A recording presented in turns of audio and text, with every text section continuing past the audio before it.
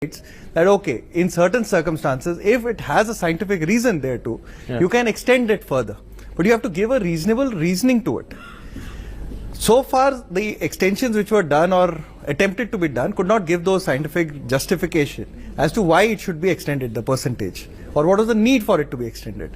Now, instead of giving that justification under the Supreme Court judgment, what the government is trying to do is amend the entire Constitution, Article 15 and 16 of the Constitution, to include the entire gambit of these percentage and increase it beyond 50% as opposed to the Supreme Court judgment of 1965. No, I'm okay with that. I'm asking you, once Rajya Sabha and Lok Sabha pass it, can the Supreme Court step in?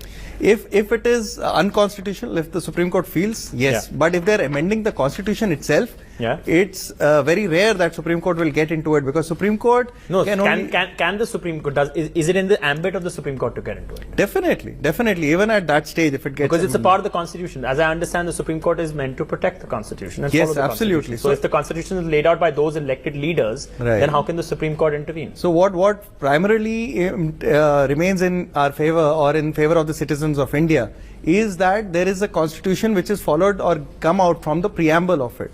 Now, if anything amended to even to the Constitution which puts the basic structure at risk, the fundamental rights of the citizens at risk, definitely the Supreme Court intervene and say that yes, this provision, whichever amendment you are doing, is unconstitutional and should be revoked. Are you suggesting that if the Supreme Court says that this is disturbing the basic structure of what the country was founded upon, then in that case you could have the political structure and the judicial structure at loggerheads with each other? See, the very premise, if you go by it, the entire country. Who do you follow in that situation? So I'm coming to that. So what the country is now on three pillars of the Constitution, what we call, which is the executive, which is the judiciary, and the parliament. Now the parliament is to make the laws, judiciary is to interpret and implement the laws, and executive is to execute the laws.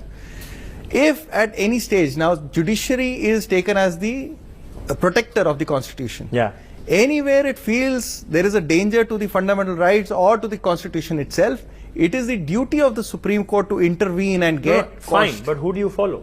What happens? Who wins that difference of opinion battle? See, of course, if there is something unconstitutional done by the Parliament in whatever circumstances, it's not about winning or losing, but Supreme Court has the right under the Constitution itself to consider a certain amendment wrong and actually get rid of it. You're not answering my question. I'm asking you, who does the people of India follow? What is the rule then?